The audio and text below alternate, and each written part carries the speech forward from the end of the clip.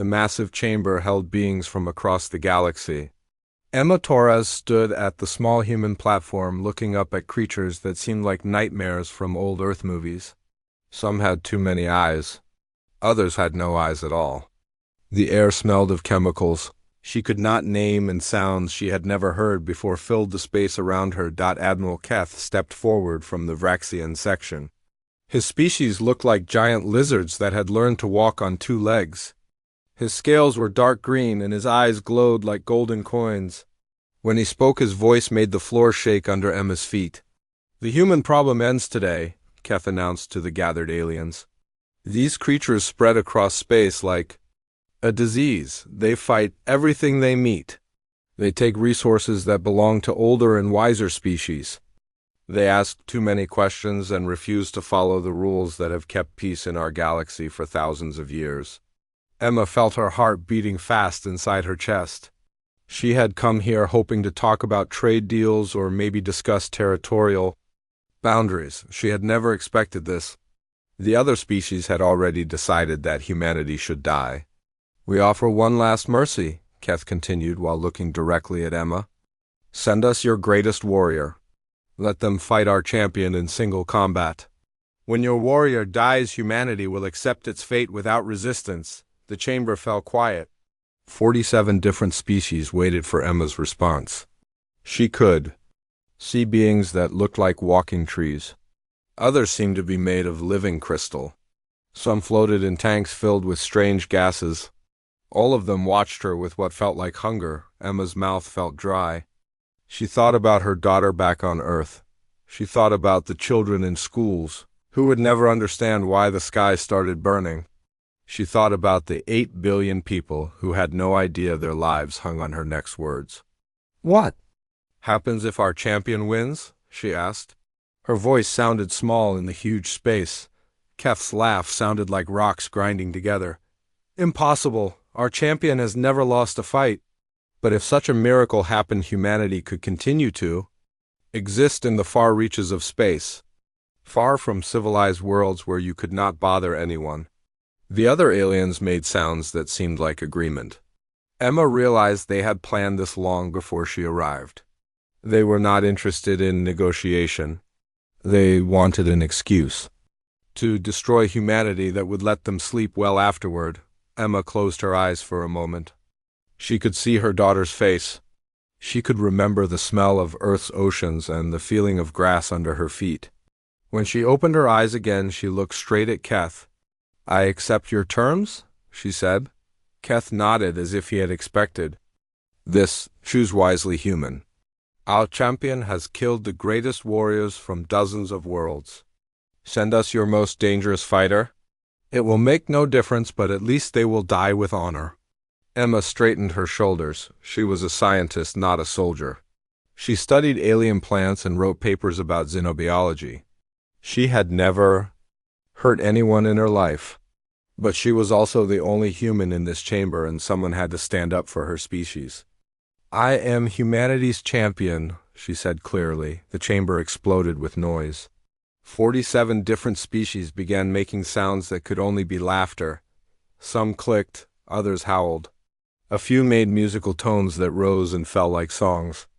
Even the usually silent crystal beings seemed to vibrate with amusement. Keth's expression changed from amusement to something that might have been pity. "Dr. Torres, surely you are joking. You study plants, not warfare. We will allow you to choose someone else." Emma felt fear crawling up her spine like ice water. Every rational part of her mind screamed that this was insane. She was about to fight something designed to kill for sport. She would die horribly, and humanity would die with her. But she also knew that no other human could reach this place in time. The decision had to be made now. "I am humanity's champion," she repeated. "When do we fight?" Keth studied her for a long moment. His golden eyes seemed to look right through her. "Very well. The combat will take place in 1 hour. You may prepare however you wish, though it will make no difference." Emma was led to a small chamber where she was given basic armor and weapons. She chose simple clothes and a standard plasma pistol. The weapon felt heavy in her hands. She had Fired it maybe 12 times during diplomatic training and never at anything alive. A Vraxian guard escorted her to the arena preparation area. Through a window, she could see the combat space taking shape. Hard light projectors created a perfect circle 50 meters across. Stadium seating materialized around it, filled with thousands of alien spectators who had come to watch humanity's execution. "Your opponent arrives," the guard informed her. Emma watched as reality twisted at the far end of the arena. Something huge stepped through a dimensional portal. The Vraxian champion stood 3 meters tall and looked like someone had taken a normal Vraxian and rebuilt it for war. 4 arms ended in claws that could slice through steel. Cables and circuits ran under its skin, carrying energy to cybernetic implants. Scars covered its hide like a map of every battle it had ever fought. "I am Gorath," the creature announced. Its voice carried across the arena through speakers built into its throat. "I have killed champions from 47 worlds. I have bathed in the blood of warriors whose names are sung in legends. You will be just another corpse human." Emma checked her plasma pistol one more time. The weapon's power cell showed full charge. She had perhaps 6 shots before it ran empty. Against something like Gorath, those shots would be like throwing pebbles at a mountain. The arena's artificial intelligence began its countdown. Combat begins in 60 seconds. Victory conditions are death or complete incapacitation of opponent. No assistance will be provided to either fighter. Emma stepped into the arena. The hard light floor felt solid under her feet, but she knew it was just projected energy held together by forces she could not understand. Above her, thousands of aliens cheered for her death.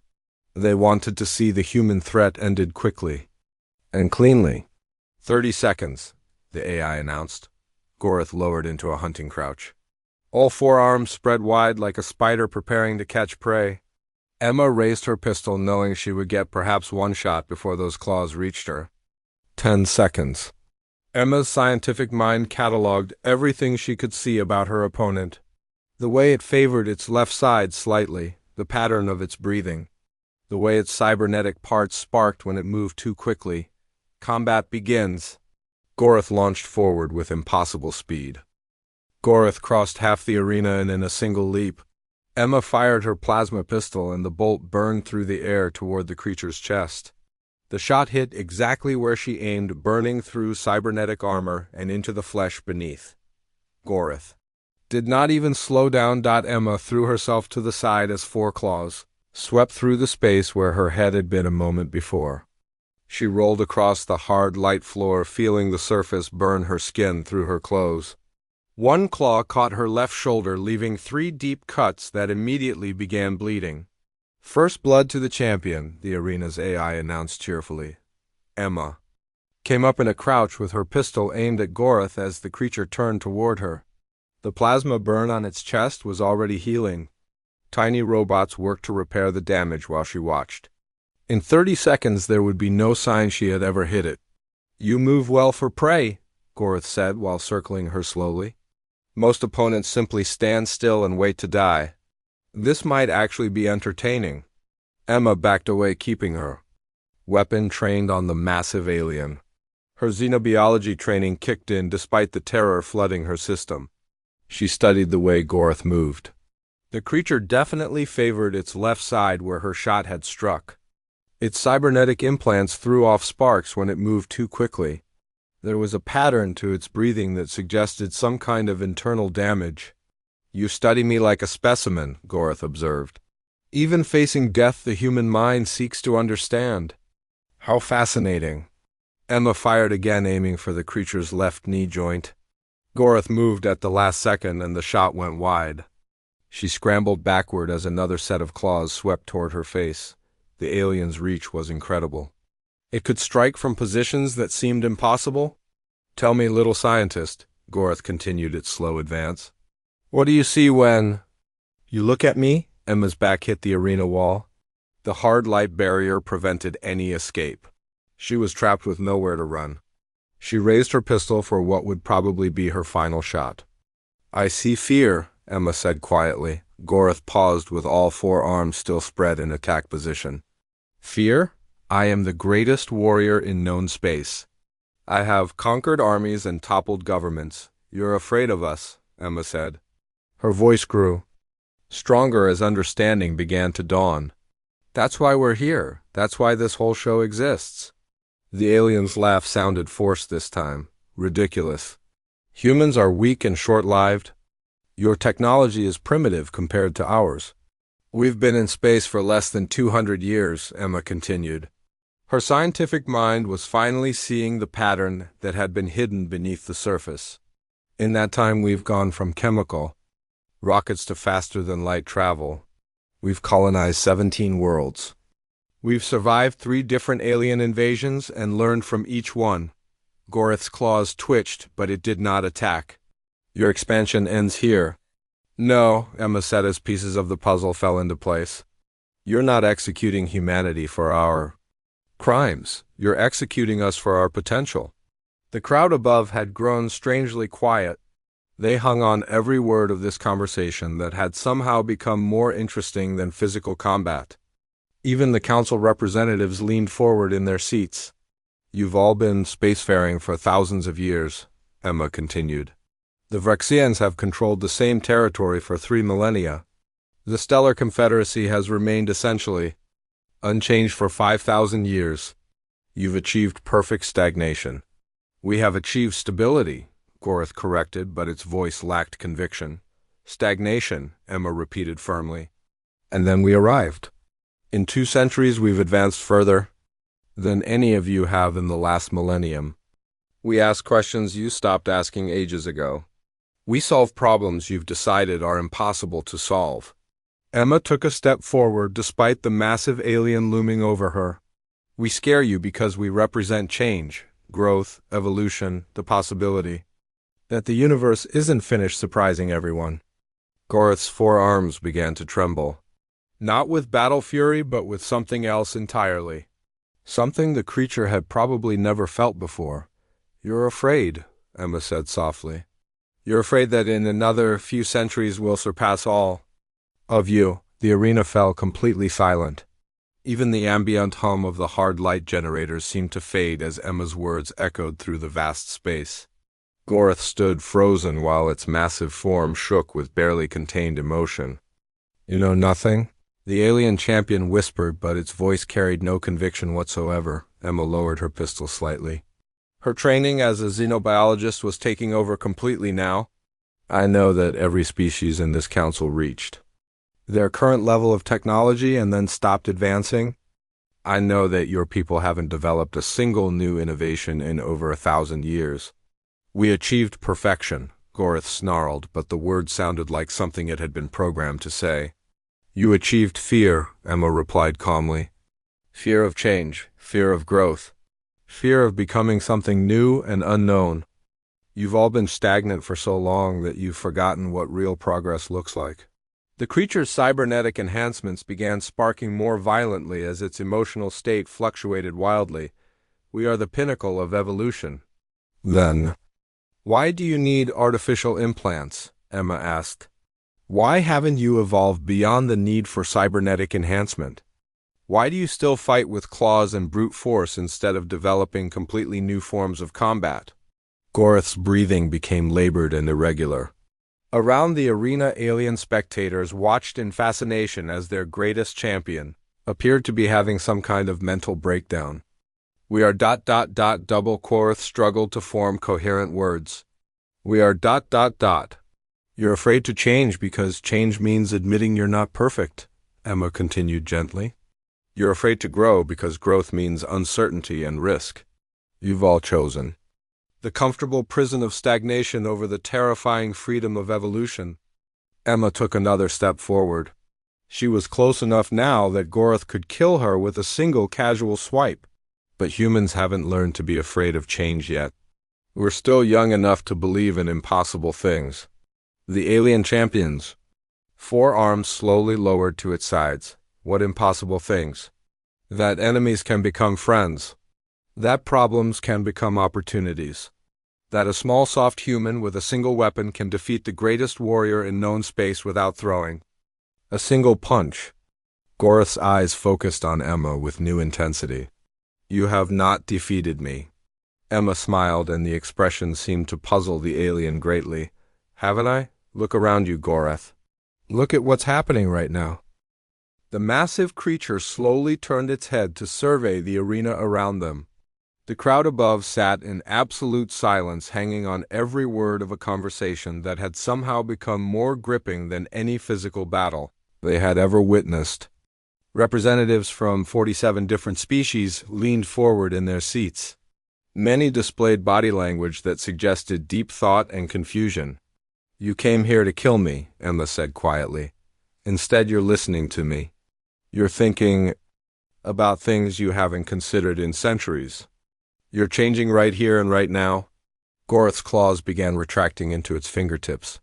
This is not victory in combat. Isn't it? Emma asked.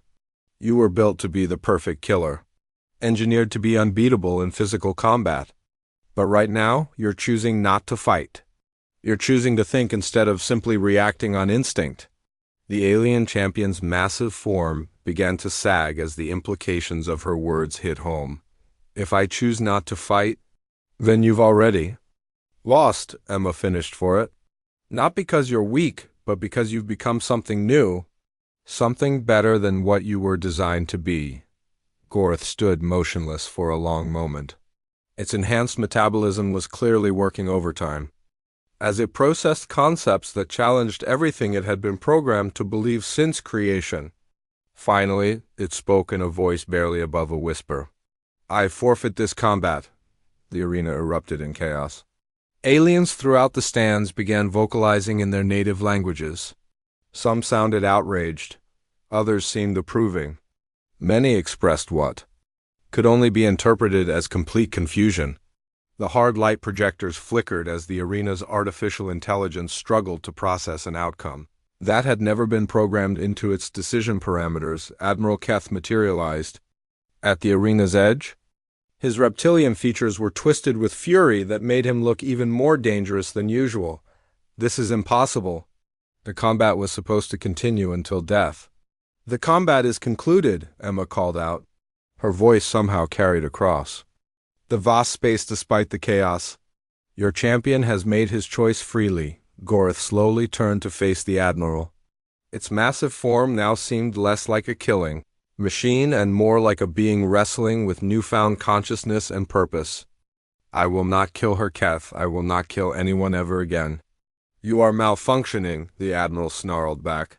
Your programming was specifically designed to prevent this kind of behavior. My programming was designed to make me the perfect warrior, Goreth interrupted.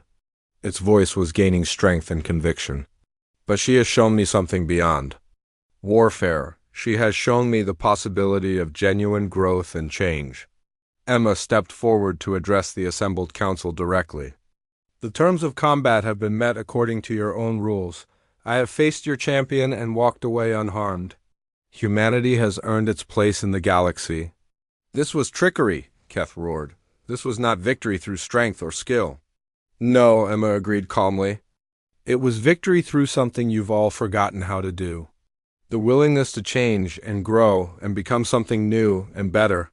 One by one, representatives from other species began to stand up from their seats. The crystalline delegate from the Methane Breathers Alliance was the first to speak. Its voice sounded like wind chimes in a gentle breeze. In 10,000 years of existence, we have not witnessed such a transformation, it said slowly. The human speaks truth that we have not wanted to hear. We have achieved stagnation and convinced ourselves to call it perfection. A delegate from the Stellar Confederacy stood next.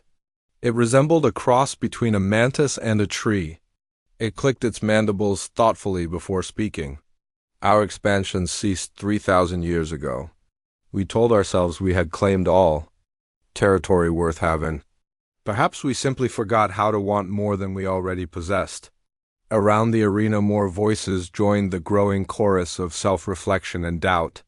Species that had remained essentially unchanged for thousands of years began questioning their most basic assumptions about progress and growth and the very nature of what civilization should become. Goreth moved to stand beside Emma, its massive form cast a shadow over her small frame, but somehow the gesture felt protective rather than threatening. What happens now, human? You have changed me, but I do not know what I am becoming. Emma looked up at the creature that had been specifically designed to kill her. None of us do. That's exactly what makes it an adventure worth having. Admiral. Keth's protests grew more desperate as he realized the tide of opinion had turned completely against him. This is madness. Order must be maintained at all costs. The status quo must be preserved for the good of everyone. Why? Emma asked with genuine curiosity. What exactly are you so afraid of losing? The question hung in the air like a direct challenge to everything the galactic community had built. Keth opened his mouth to respond, then closed it again without speaking. His golden eyes darted around the arena seeking support from allies who were now questioning their own long-held certainties. Change brings chaos and destruction, he finally managed to say. Change brings possibility, Emma countered immediately. Yes, it's frightening and uncertain. Yes, it involves risks that can't be calculated in advance. But it's also the only path to something better than what we have right now. The arena's artificial intelligence finally managed to process the unprecedented situation it had been asked to evaluate. Combat concluded according to established parameters. Victor by forfeit of opponent Dr. Emma Torres representing humanity. As the words echoed through the chamber, Emma felt an enormous weight lift from her shoulders. Not just the weight of humanity's survival, but the weight of an entire galaxy's self-imposed stagnation. In showing them their deepest fears, she had given them the chance to move beyond those fears. What happens now? Gorath asked again. Its voice was filled with something that might have been hope for the first time in its existence. Emma smiled while looking around at the assembled representatives from 47 different worlds. Now we figure out what comes next. All of us working together. The hard light arena began dissolving around them as the combat officially ended. But Emma was not afraid of what would happen next.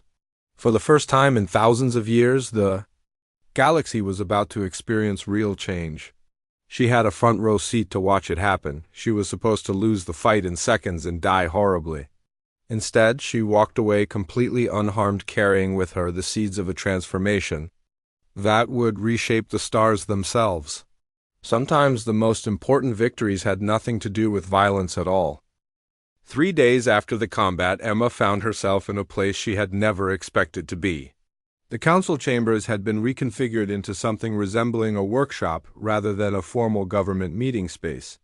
Representatives from dozens of species worked together on projects that would have been impossible. Just a week earlier, Gorath had become an unexpected ally in the transformation process.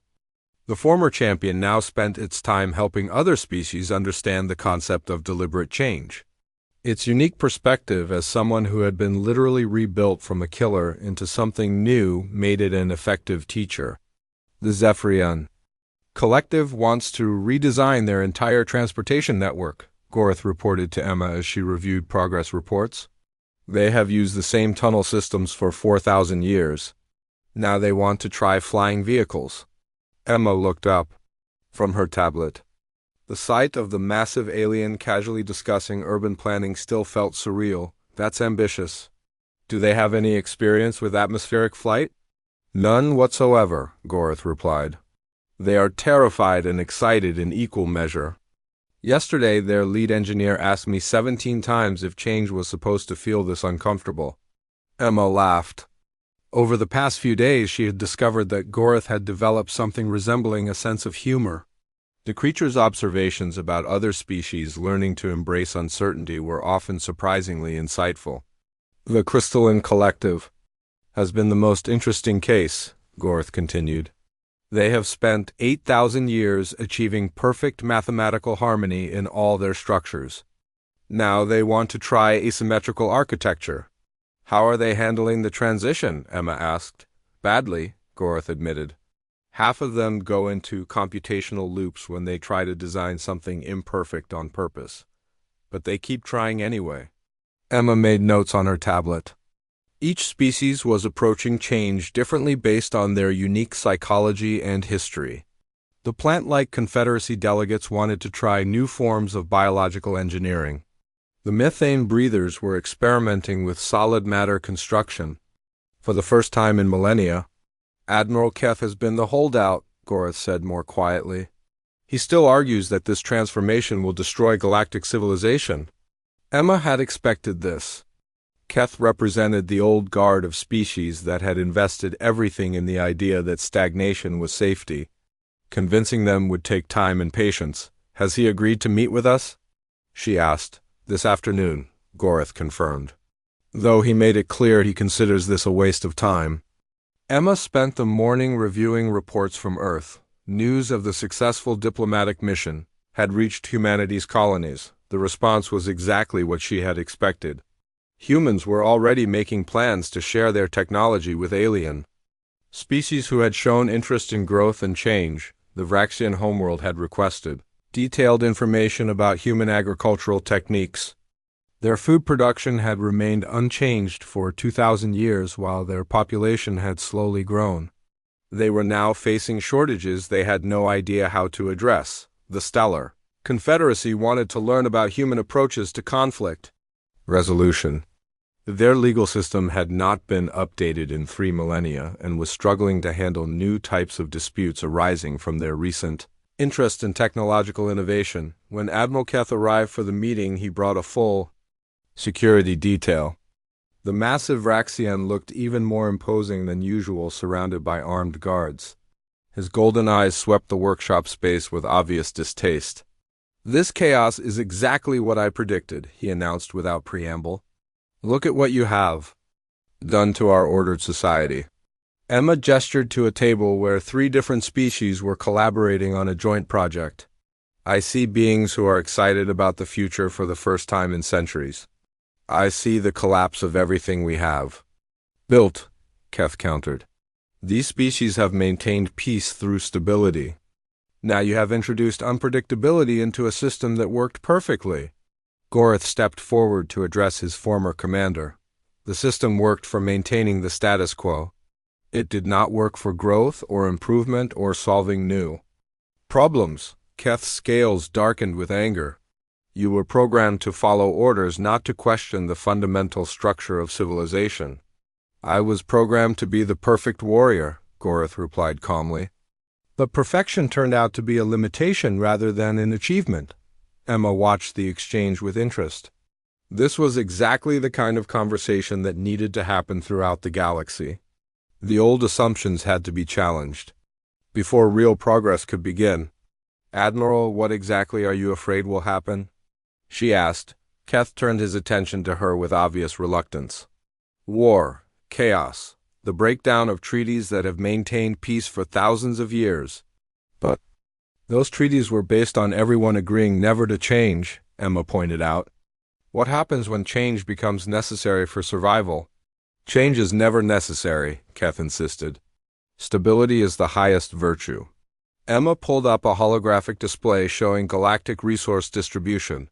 Your own reports show 17 different resource shortages developing across Vraxian space. Your population has grown, but your technology hasn't advanced to compensate. How do you propose to solve those problems without changing anything? Keth stared at the data for a long moment. We will find ways to manage with what we have. 4. How long? Emma pressed. 10 years? 100? Eventually management becomes insufficient and adaptation becomes necessary.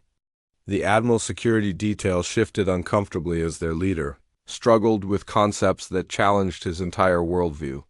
Emma could see the internal conflict playing out across his reptilian features. Even if change becomes necessary, Keth said slowly, it should be controlled and gradual.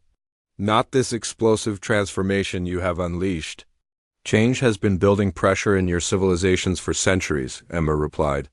By suppressing it completely, you guaranteed that when it finally happened, it would be dramatic. Gorath nodded in agreement, like water behind a dam. The longer you hold it back, the more destructive it becomes when the barrier finally breaks. Emma stood and moved to the window overlooking the council's central plaza. Below she could see beings from dozens of species working together on projects that would have been unthinkable a week ago. The scene was chaotic and messy and full of potential. "Admiral, you can be part of guiding this transformation, or you can be swept along by it," she said, without turning around. "But you cannot stop it from happening." When she turned back, Keth was studying the holographic data display with new intensity. His golden eyes moved across resource projections and population growth curves that painted a clear picture of civilizations approaching crisis points.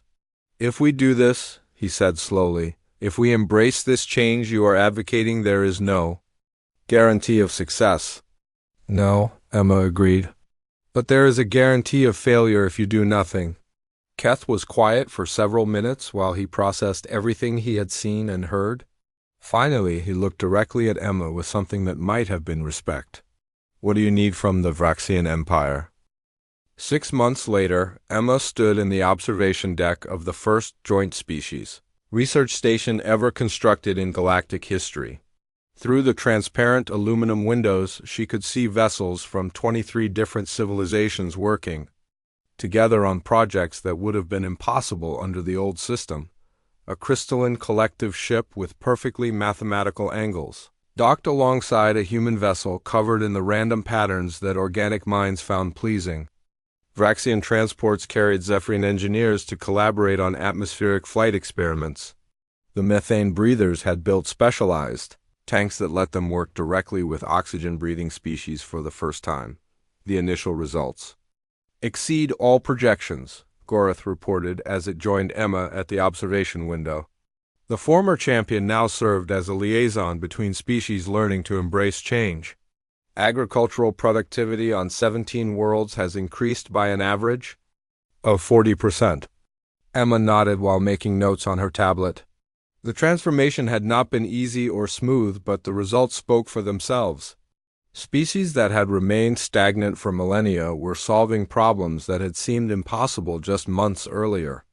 The Confederacy has developed 3 new medical techniques by combining their biological expertise with human surgical methods, Gorath continued. The Vraxian military engineers are working with human physicists to design defensive systems that adapt in real time to new threats. "Any major problems?" Emma asked.